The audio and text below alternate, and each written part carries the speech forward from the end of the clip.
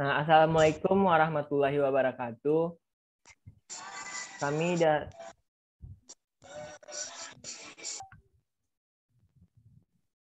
Assalamualaikum warahmatullahi wabarakatuh. Kami dari kelompok 4 ingin mempresentasikan materi dari pertemuan 3 yang beranggotakan saya sendiri, Al-Hafiz Septioen, Ayu Andriani, Dinda Suari, Faradina Mutia, dan Fatia Alifa Arianda. Untuk materi yang pertama akan dibacakan oleh Fatia. Pada Fatia, silakan.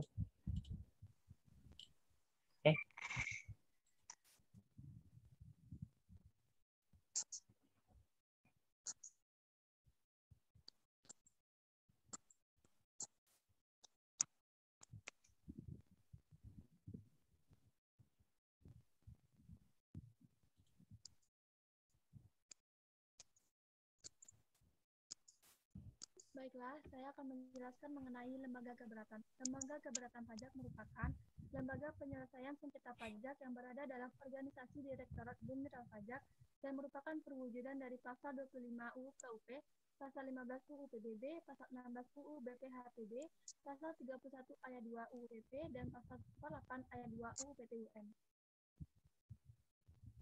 Upaya hukum yang dapat ditempuh wajib pajak dalam hal terjadinya sengketa pajak dengan mengajukan keberatan kepada lembaga keberatan yang berada di Direktorat Jenderal Pajak merupakan hakikatnya merupakan upaya hukum yang berada di luar pengadilan pajak untuk memohon keadilan dalam sengketa pajaknya. Permasalahannya terdapat beberapa kelemahan dalam keadilan ini, yaitu adanya tekanan psikolog pada penelaah keberatan, struktur organisasi yang tidak independen, manajemen sumber daya manusia khususnya para tim penelaah keberatan yang belum optimal.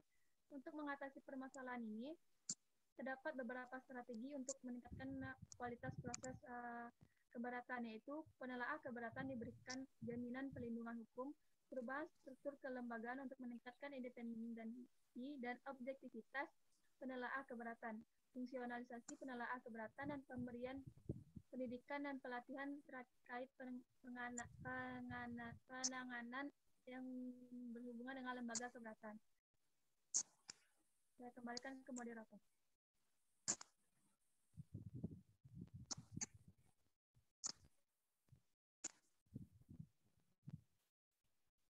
Terima kasih kepada Fatia. Selanjutnya untuk materi kedua akan dibacakan oleh Faradina Mutia. Kepada Dina, persilakan.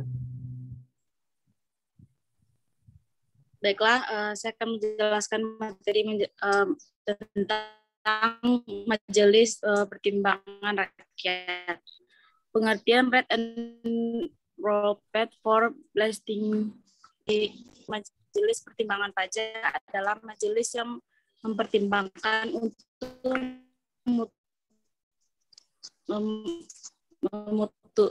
memutuskan keberatan penetapan pajak, pendapatan atau perselisihan argumentasi antara fiskus dan wajib pajak.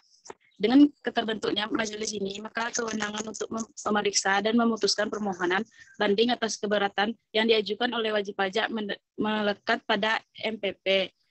MPP tidak hanya berwenang menyelesaikan sengketa pajak pusat, tetapi juga pajak daerah. Saya kembalikan kepada moderator.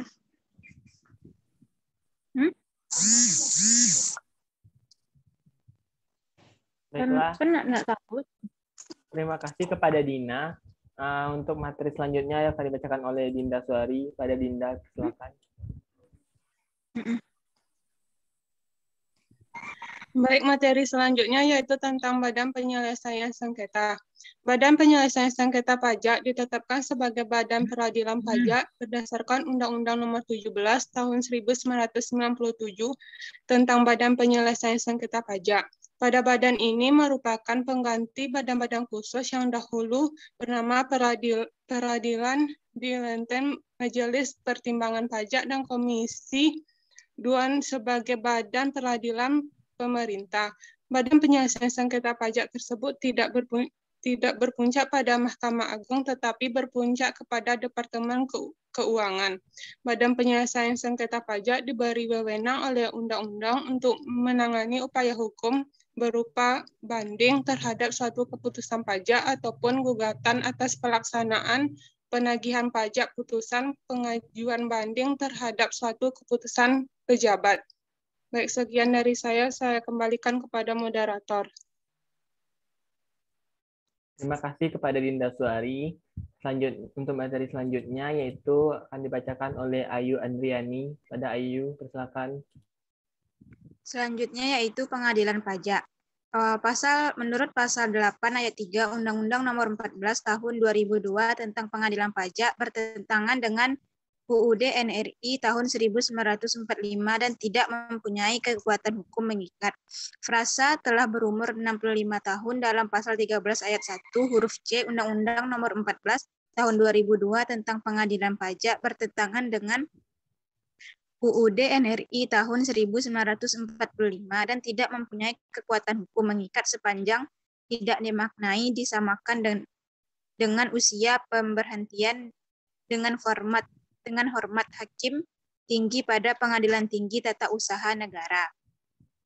Saya kembalikan ke moderator.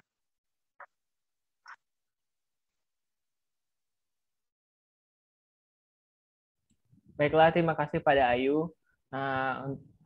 Sampai di situ saja presentasi yang dapat kami sampaikan. Kalau ada kata yang salah, mohon dimaafkan. Wabillahi wa taufiq hidayah. Assalamualaikum warahmatullahi wabarakatuh. Enluyo.